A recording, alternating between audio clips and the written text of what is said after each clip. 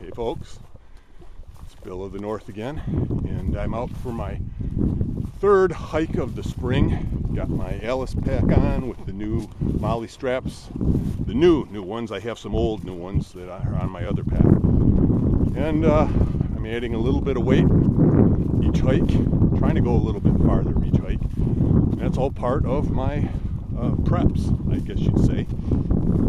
I enjoy hiking and walking for fitness, and whether I end up doing a backpacking trip this year or not, it's always a good motivation for me to just get out and do something. And I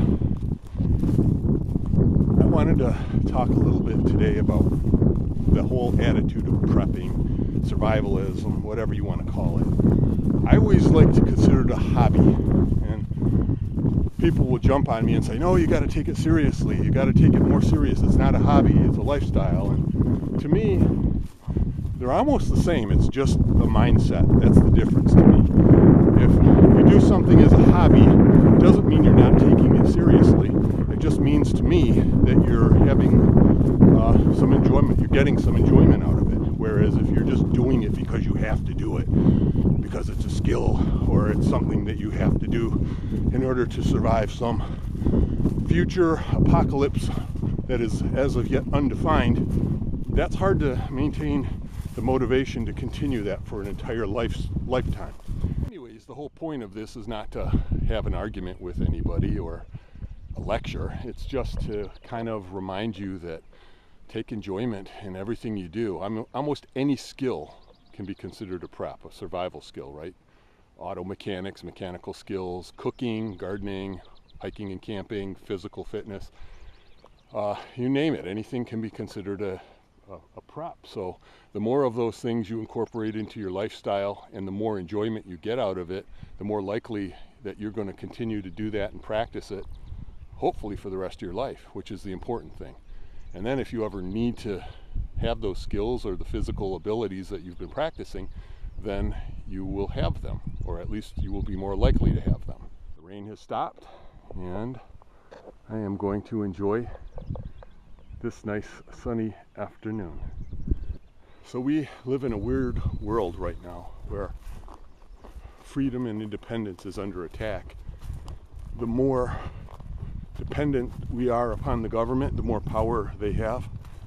The more dependent we are upon corporations, the more money and influence they get. And they're using that money and influence to attack our rights, to attack our freedoms and independence. So that's why having skills and knowledge is so important. You look at the internet, those big corporations own some of the more popular websites, and they're clamping down on people's freedom of expression, and they're hiding behind their own right to free speech to do it. They're a private corporation. We own this site, therefore we can prevent you from saying what you want to say on here. And what they're blacking out isn't necessarily hate speech.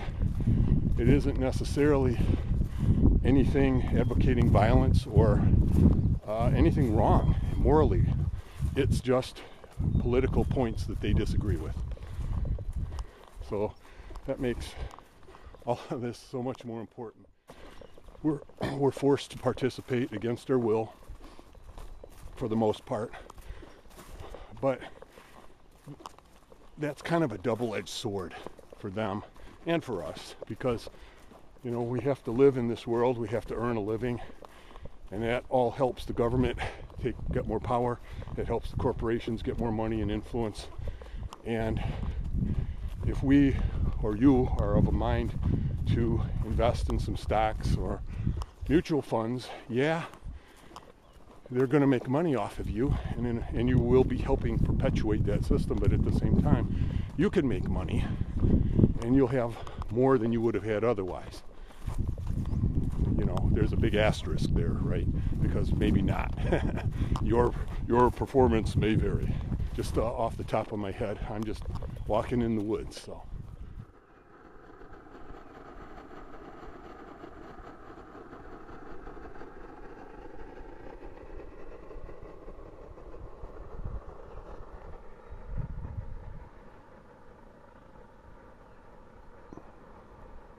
This is what it's all about.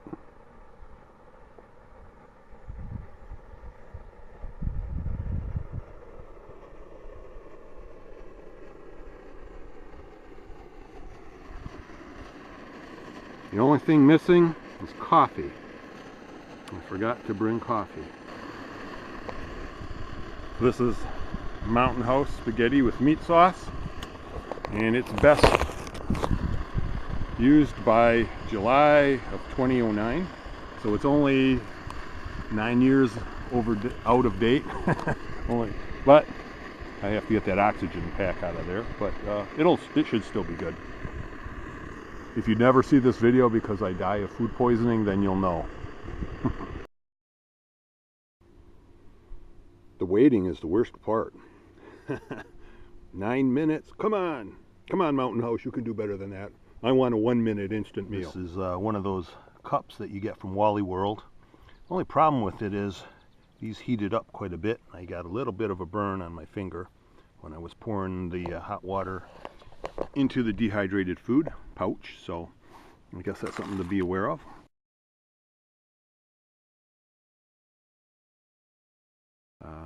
Heat, of course, coming from the stove right up the side and heats up the handles there, and probably just wear gloves would be the simplest solution, huh? The only negative on this is, as you can see there, it says it serves 2 and 280 calories per person. That's just not enough. So for normal people, I think, especially if you're out hiking around carrying a pack, and of course you're going to probably eat other things with it, but still, you know, I think this serves 1 one normal guy, maybe 2 women, depending on their appetites, but you probably don't want to be on a diet when you're out hiking and backpacking in the woods. So you've seen this pack before in my other videos. Medium Alice, the modular sleeping bag carrier, which attaches quite well on the bottom. And I haven't done any of the mods to the straps or the buckles or anything. I like them as they are. I'm fine with it. I'm used to it, so it doesn't bother me. But I did add, of course, the waist belt and the molly straps, which make it so much more comfortable. I saw online on YouTube how to make one of these, so I made a handle for it. It is very handy. So, hey, get extra life out of this old pack and out of me. What's nice about that sleeping bag carrier is the bag sits up nicely, sits up straight right on top of it, so it doesn't have a tendency to fall over, so it's easy to get inside the top of the pack and without having to hunt for something to lean it against. It's not really getting any support from those logs there. It's just sitting up on its own. What's really cool about these conditioning hikes is you come out here and just after 2 or 3 hikes you can feel the difference. You know, you can feel your body strengthening itself. You're able to go up the hills without losing your breath. You know, where you had to stop at the top before for a rest, now you just take a step and you catch your breath again. You can go farther, you can go faster, you can carry a little more weight, and it's just a really good feeling. So, all done. That's about a 6-mile hike today. Pretty good. I feel good. It was a challenge, the longest one I've done so far this year, and I feel good, so I will see you next time. I have to come up with a catchphrase, you know, but I'll just copy somebody else's for now. Courage, Dan Rather.